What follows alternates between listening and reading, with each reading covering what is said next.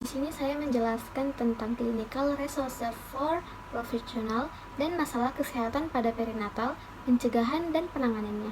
Di sini saya menjelaskan tentang perinatal. Perinatal ini merupakan periode yang muncul sekitar pada waktu kelahiran 5 bulan sebelumnya dan 1 bulan sesudahnya. Periode perinatal terjadi pada 22 minggu setelah gestasi lewat dan berakhir 7 hari setelah kelahiran. Faktor perinatal adalah faktor yang terjadi semasa kelahiran, yaitu prematuritas, BBLR.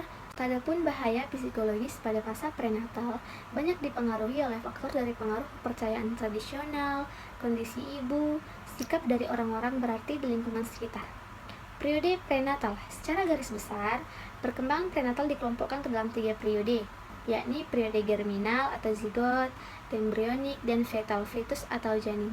Ada periode germinal atau zigot. Periode ini berlangsung sejak ovum dibuahi hingga 10-14 hari. Periode ini meliputi terjadinya zigot yang dilanjutkan dengan pembelahan sel dan terjadilah implantation. Kedua itu ada periode embrionik, yaitu suatu periode kehamilan dengan rentang usia antara akhir minggu kedua sampai dengan akhir minggu ke-8. Ditandai dengan perkembangan yang pesat pada organ tubuh, sistem pernapasan, pencernaan, dan saraf. Pada masa ini terjadi diferensiasi sel.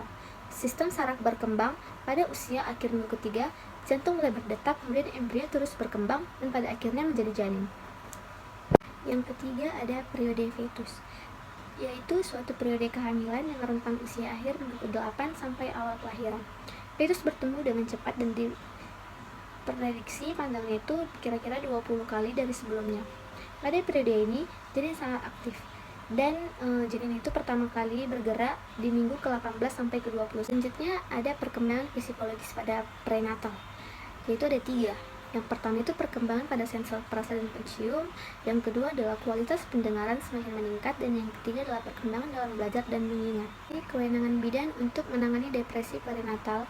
Yang pertama itu yang disesuaikan dengan tugasnya adalah asuhan kebidanan ini termasuk tindakan preventif, pendeteksian kondisi abnormal pada ibu dan bayi, yang termasuk dalamnya ialah dapat mengidentifikasi jenis depresi perinatal yang dialami klien, yang berarti pada bidan harus mengetahui definisi dan ciri-ciri depresi perinatal, faktor resiko, dan dampak depresi, dan cara mengetahui informasi yang benar. Selanjutnya ada kewenangan yang sesuai dengan tugas pentingnya dalam konsultasi dan pendidikan kesehatan. Yang ketiga ini melakukan pelacakan dan pelayanan rujukan kepada ibu hamil yang beresiko tinggi, termasuk dalamnya adalah dengan kasus depresi.